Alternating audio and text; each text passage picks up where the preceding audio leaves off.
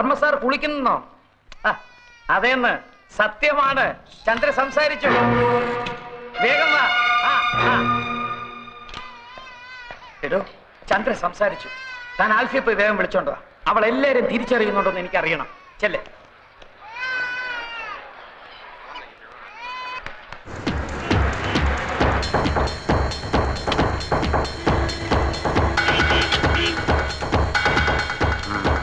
ആൽഫി ഇവിടെ അവിടെ ഉണ്ട്. ഇവിടെ ആരെയും കാണാനില്ലല്ലോ. എവിടെ ആൽഫി? ഇതല്ലേ ആൽഫി? അയ്യോ, പറഞ്ഞതുപോലെ ഇയാൾ തന്നെയാണല്ലോ ആൽഫി. വെളിച്ചത്ത് കയറി വന്നപ്പോ എനിക്ക് പെട്ടെന്ന് കണ്ടുപിടിച്ചില്ല. ഞങ്ങൾക്ക് കുറച്ച് ഫാമിലി മാറ്റേഴ്സ് സംസാരിക്കാൻ. എന്താ ഇയാൾ പുറത്തു? താനേതാ? നമ്മൾ ഇവിടുത്തെ ആൽഫി. അപ്പൊ അവിടെ അവിടെ അപ്പുകുട്ടൻ ആൽഫി. ഇവിടെ ഒരു ആൽഫി, അവിടെ ഒരു ആൽഫി, അപ്പുകുട്ടൻ ആൽഫി, എല്ലാം കൂടെ എത്ര എണ്ണണ്ടടാ? ഏതാടാ നീ? 100 പേരോ? അതെ, 100 പേര്. ബാക്കി 98 എവിടെയാടാ? നീയൊക്കെ കൂടെ എന്തൊക്കെ തെമ്മാടിത്തരാ കാട്ടി വെച്ചിരിക്കണേ? എല്ലാം പുറത്താവാൻ പോവാ. ചന്ദ്ര സംസാരിച്ചു.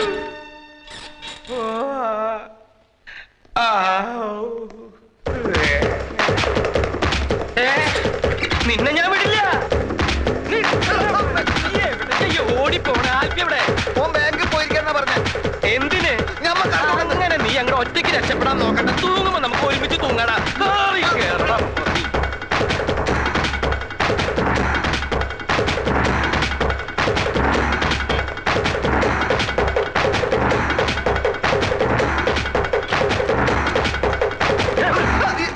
ഞാനാ ചപ്പുകുട്ട എല്ലാം താറുമാറാവും പോകുന്നു. എന്ത് പറ്റി? ചന്ദ്രകുഞ്ഞ് സംസാരിച്ചു.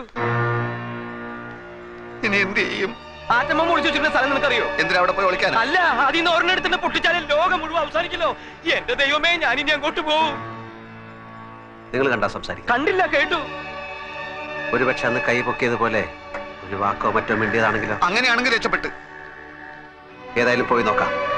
ഞാൻ പുറത്തേക്കാം, നിങ്ങളകത്ത് പോയി നോക്ക്.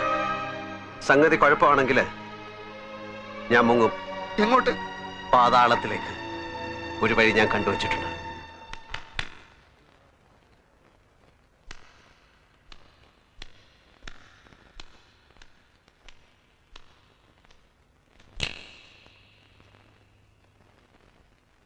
ഇവരൊക്കെ ആരാണെന്ന് മനസ്സിലാകുന്നുണ്ടോ? വല്യമ്മ,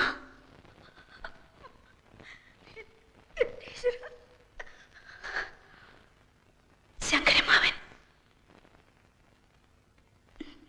വേണുട്ടൻ. അതാരാണെന്ന് മനസ്സിലായോ?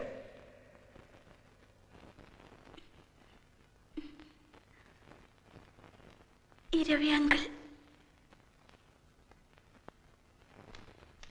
വർമാങ്കളും ആൽഫൊക്കെ ഇപ്പൊ വരും.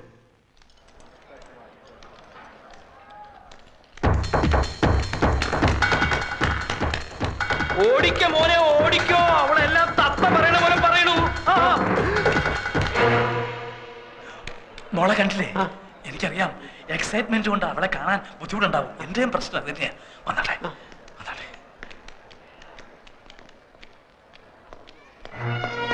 എന്റെ ഈശ്വര, കുളിച്ചോണ്ട് നിൽക്കുമ്പോഴാ ഞാൻ വിവരം അറിഞ്ഞത്. കുളി തുടരണോ നിർത്തണോ എന്താ വേണ്ടെന്ന് അറിയാൻ വയ്യാത്ത ഒരവസ്ഥ.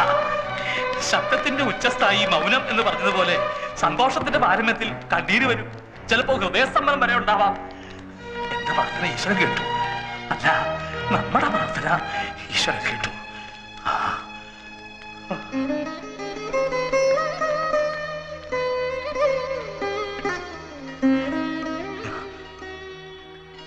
എന്തോരം നേർച്ചകളാണ് നടന്നത്.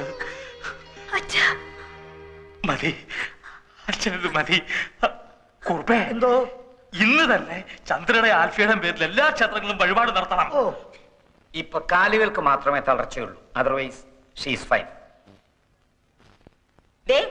ഇത് നോക്കിയേ, ആരാന്ന്?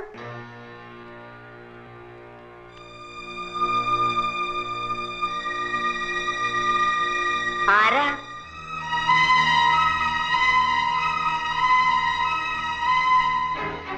ആൽഫി.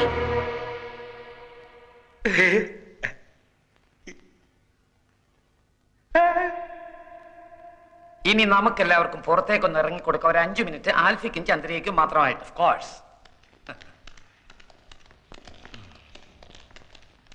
പാടോ.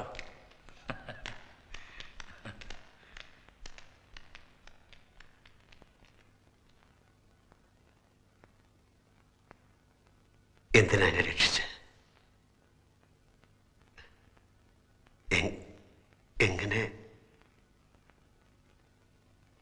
എങ്ങനെ നന്ദി പറയണമെന്ന് എനിക്കറിയില്ല. കട്ടിട്ട് കടന്നു കളയാൻ വേണ്ടിയൊന്നുമല്ല, അച്ഛനെ രക്ഷിക്കാൻ വേറെ വഴിയില്ലാത്തതുകൊണ്ട് ചെയ്തു പോയതാണ്. എനിക്ക് എല്ലാറ്റിനും എനിക്ക് മാപ്പ് തരണം. ആരോടും ഒന്നും പറയണ്ട. അപ്പു പോയി ആ പണം അയക്കൂ.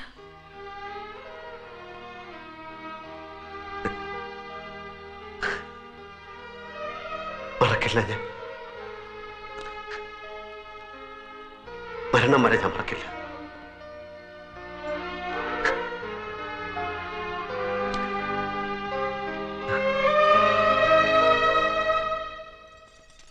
ഇന്നലെ മയങ്ങുന്ന നേരം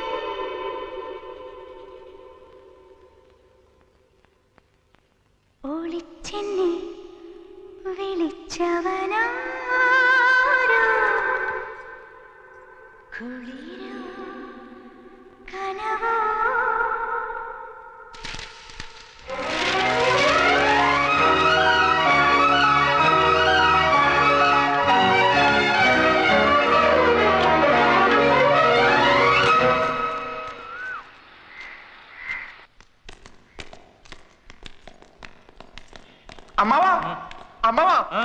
ഞാനൊരു സത്യം പറയാൻ പോവാണ്. നീ എവിടെ കുറച്ച് ദിവസം? അതൊക്കെ പിന്നെ പറയാം. ഞാനൊരു സത്യം പറയട്ടെ, ഞെട്ടരുത്. ആരോ നല്ലവണ്ണം പെരുമാറിയ പോലെ ഉണ്ടല്ലോ. ഞാനൊരു സത്യം പറയട്ടെ, ഞെട്ടരുത്. അയ്യോ, നിന്നെ ഈ നിലയിലാക്കിയതായിരുന്നു. അമ്മേ, ഞാനൊരു സത്യം പറയട്ടെ അമ്മേ. അയ്യോ, ഇതെന്ത് പറ്റി? ആരോട് പറയാതെ എങ്ങോട്ടാ പോയത്? എല്ലാരും കൂടി ഇങ്ങനെ ചോദിച്ചോണ്ടിരുന്നു. ഞാനങ്ങനെ സത്യം എല്ലാരും ഒന്നും മിണ്ടായിരിക്കേ. അവൻ പറയട്ടെ. പറ. ഞെട്ടരുത്. ഞെട്ടില്ല. പക്ഷെ ഞെട്ടും. ഞെട്ടില്ല എന്ന് പറഞ്ഞില്ലേ? ഞെട്ടി. ഇവിടെ ആൽഫി എന്ന് പറഞ്ഞു നടക്കുന്നവൻ ആൽഫി അല്ല, അപ്പക്കുട്ടനാണ്. കുറ്റിപ്പുറത്ത് ഗോവിന്ദൻ നായരുടെ മകൻ ചേരിൽ അപ്പക്കുട്ടൻ നായർ. തെളിവ് തരാം. അപ്പക്കുട്ടന്റെ പെങ്ങൾ സൗദാമിനി, അളിയൻ രവീന്ദ്രൻ നായർ. ഞെട്ടി, എല്ലാവരും ഞെട്ടി. ഞാൻ പറഞ്ഞില്ലേ ഞെട്ടരുന്ന്. ഇതാണോ ഇത്ര വലിയ സത്യം? എന്നാൽ ഞാനൊരു സത്യം പറയാം. അപ്പക്കുട്ടൻ തന്നെയാണ് ആൽഫി.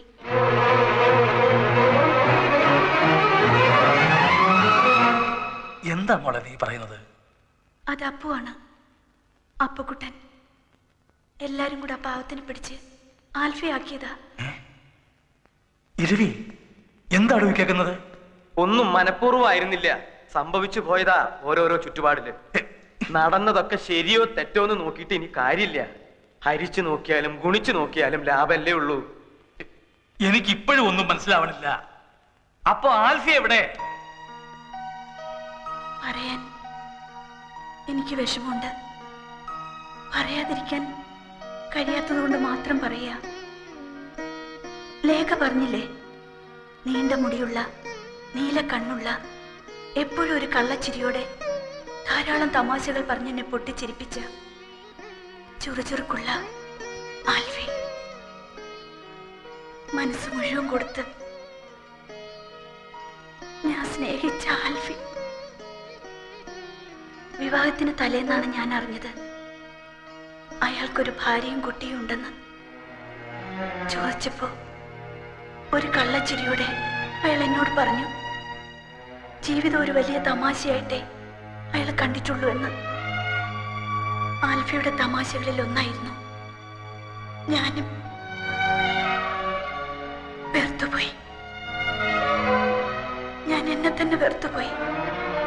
നിങ്ങളോടൊക്കെ എന്തു പറയണം, നിങ്ങളെയൊക്കെ എങ്ങനെ നേരിടണം എന്നാലോചിച്ച് തളർന്നപ്പോൾ ആത്മഹത്യ എന്നൊരു വഴി മാത്രമാണ് ഞാൻ മുന്നിൽ കണ്ടത്. അത് അപകടമായിരുന്നില്ല, സ്വയം നശിപ്പിക്കാനുള്ള ശ്രമമായിരുന്നു. ക്ഷമിക്കണം എന്ന് പറയാൻ മാത്രമേ എനിക്കാവൂ. എഴുന്നേക്കാൻ കഴിഞ്ഞിരുന്നെങ്കിൽ അച്ഛന്റെ കാലിൽ കെട്ടിപ്പിടിച്ച് മാപ്പ് ചോദിക്കാമായിരുന്നു. കച്ചവടം ഒന്ന് ശരിയായാല് കിട്ടുന്ന ലാഭം അപ്പ കൊടുത്ത് ചന്ദ്രയുടെ കടം തീർക്കാം. പണം കൊണ്ടുള്ള കടം. പക്ഷെ കടപ്പാട് എങ്ങനെയാ തീർക്കുന്നത്? ഇനി താമസിപ്പിക്കാതെ വർമ്മ സാറിനെ കണ്ടുള്ള വാസ്തവം തുറന്നു പറയണം.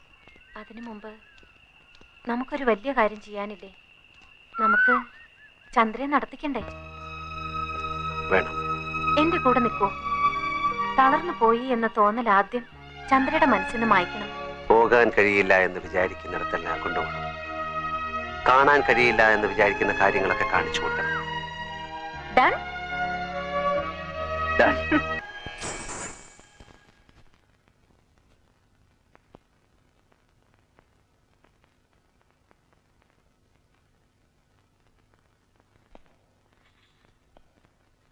Try. Try it. ശ്രമിച്ചാൽ സാധിക്കും. Try it.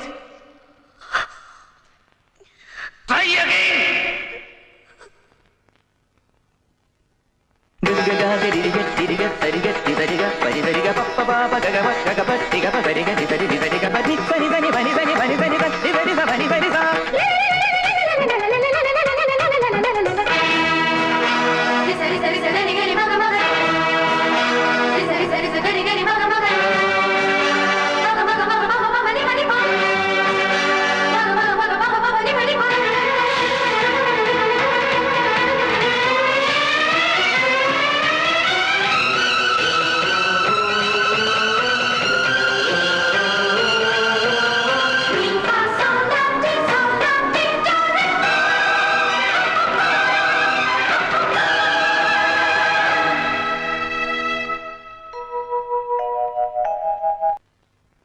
ആദ്യം തോന്നിയത് ഒന്നങ്ങ് വീക്കാനാ. അത് കഴിഞ്ഞപ്പോ അതിശയായിരുന്നു. പിന്നെ കള്ളക്കഥകൾ പറഞ്ഞ് കൂത്തുകളിക്കുന്നത് കണ്ടപ്പോ സർക്കസിലെ ബഫൂണിനോടുള്ളത് പോലൊരു രസം. പിന്നെ എപ്പോഴാ അതിഷ്ടായി മാറിയത്?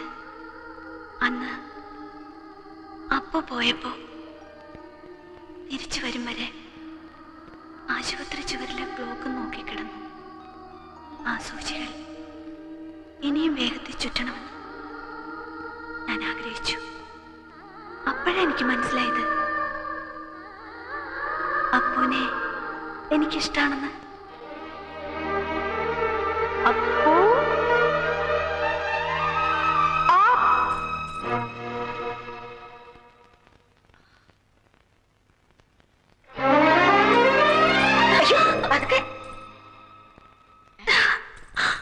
എന്ത് പറ്റി ഈ പെണ്ണിന്?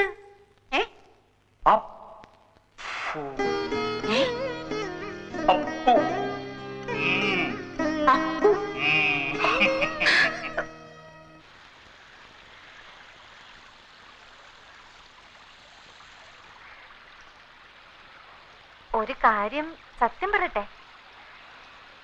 എന്താ?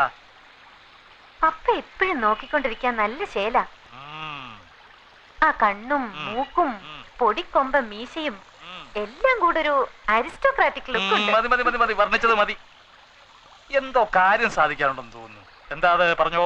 ഏയ് അങ്ങനെയൊന്നുമില്ല. പിന്നെ പിന്നെ കാര്യം പറഞ്ഞ കളിയാക്കരുത്. അപ്പൊ എന്തോ കുഴപ്പം പിടിച്ച കാര്യമാണല്ലോ. ആ എന്തായാലും പറഞ്ഞു പറഞ്ഞു. പിന്നെ എനിക്ക് നിനക്ക് പപ്പ വേണോ ഇത് അച്ഛനോട് പറയാൻ? നീ കാര്യം പറടാ കുട്ടാ. എനിക്ക് ഒരാളെ ഇഷ്ടാ. എന്നെ ആയിരിക്കും. അല്ല. എന്താ? എന്നെ എനിക്ക് ഇഷ്ടല്ലേ? ഇത് ആ ഇഷ്ടമല്ല, ഇത് വേറൊരു ഇഷ്ട. നിന്റെ ഇഷ്ടത്തിന്റെ ടൈപ്പൊക്കെ എനിക്ക് മനസ്സിലായി. കിടന്ന് തത്വവും പിത്തവും പറയാതെ നീ കാര്യം പറ. ഏത് വീരശൂര പരാക്രമിയാ എന്റെ കുട്ടന്റെ മനസ്സിൽ ചാടിക്കേറിയത്? പറയട്ടെ.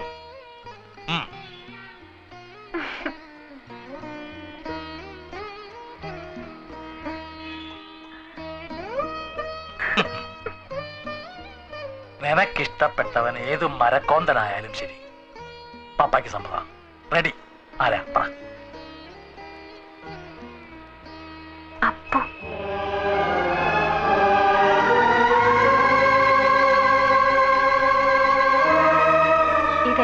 പറയാന്നൊരു കൺഫ്യൂഷനിലായിരുന്നു ഞാൻ. അപ്പുവിനിഷ്ടാണോ നിന്നെ? ചന്ദ്രയ്ക്ക് സുഖമായിട്ട് പപ്പയുടെ മനസ്സൊന്ന് തണുത്തിട്ട് വേണം പറയാനെന്ന് വിചാരിച്ചിരിക്കുകയായിരുന്നു.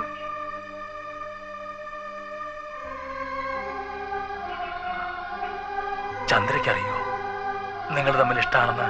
ആർക്കും അറിയില്ല. ആദ്യം എല്ലാ കാര്യവും ഞാൻ പപ്പയോടല്ലേ പറയാ. പപ്പയല്ലേ ഇന്ന് വരെ എന്റെ എല്ലാ ആഗ്രഹവും സാധിച്ചു തന്നിരുന്നത്. ഇനി വേണം ചന്ദ്രയോട് പറയാൻ. എന്നിട്ട് പപ്പയും ചന്ദ്രയും കൂടെ വേണം ഇരവിക്കുട്ടി പിള്ളയുടെ ചെവിയില് ഈ മന്ത്രമോതാൻ. ചന്ദ്രയോട് ഞാൻ പറയട്ടെ? ഇപ്പൊ വേണ്ട. സാധാരണ കാര്യങ്ങൾ തീരുമാനിക്കുന്ന പോലല്ലോ ഇത്. ഇക്കാര്യം ആദ്യം പറയേണ്ടത് നിന്റെ അച്ഛനോടല്ലേ? ഞാൻ ഇരവി ഒന്ന് കാണട്ടെ. അവന്റെ മനസ്സിലിപ്പോ എന്താണെന്ന് അറിയണമല്ലോ. എന്നിട്ട് മതി വേറെ ആരോടെങ്കിലും പറയുന്നത്.